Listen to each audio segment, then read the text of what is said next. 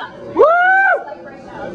like to start out by telling everyone that I used to work at Target, and I hated my job. It was the worst experience I've ever had in my entire life with anything. I know it's pretty stupid things. To begin with, I was pretty much known as the everything guy. Something went wrong and they called me. Something would catch on fire. Come over to Tori's. He's been a problem for you. And I get my walkie, I'm on my way. I'll be there soon. Everything's under control. And I run like MacGyver. For like 15 minutes, kicking everything, wondering what kind of fight to be, but really just get there, and they're like, maybe pooped on the floor. Did you clean it up? But stuff like that happens to me all the time. I just wish work was more exciting. Really, like I could just be walking down the aisle, and all of a sudden something exploded behind my back and sent things flying over my shoulders in some sort of giant thing. That would keep me on my toes. I can imagine myself watching some guests walking down the park and honey, let's stay away from the toys aisle today. It's very dangerous over there. And they just scoot on along.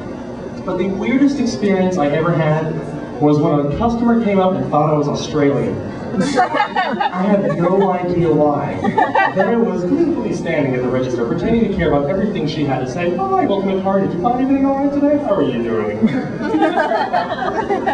Really, I didn't care at all about her feelings. She could have witnessed 3 people die, and I would still have not generally cared. But she looks at me and goes, "Ooh, where Australia from?"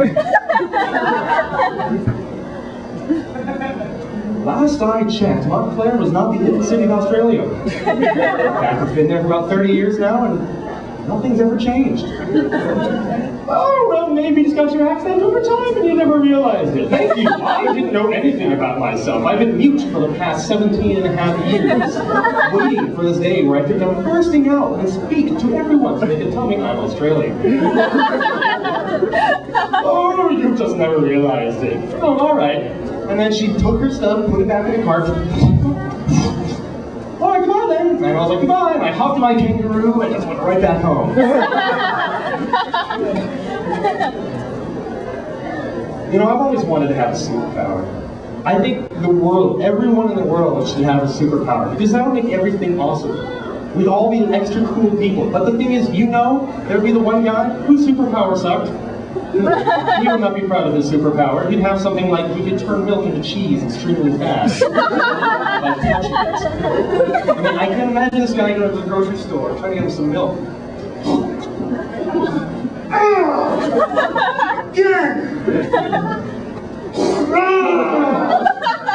Cheese! A herd of rats falling around all the time. He's over there again! Cheese!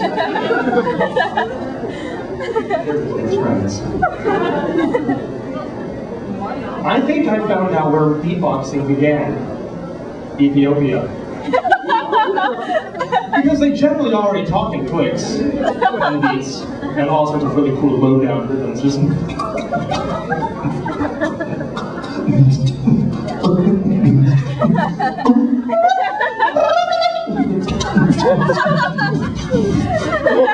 and that was like their constitution right there. No one's just ever heard it before. Except for me, I speak fluent beatbox. Oh my god. I have probably the world's most amazing cat. He weighs 23 pounds, he's a tabby, he's about 9 years old, and if he moves, it's because he's hungry. Or you kicked him out of the way of the fridge. And I'm not kidding, he will eat anything in that fridge. I once made a sandwich, I turned my back, and he was there, devouring said sandwich. But being a 20-pound mountain lion living in my room is not the most fun thing.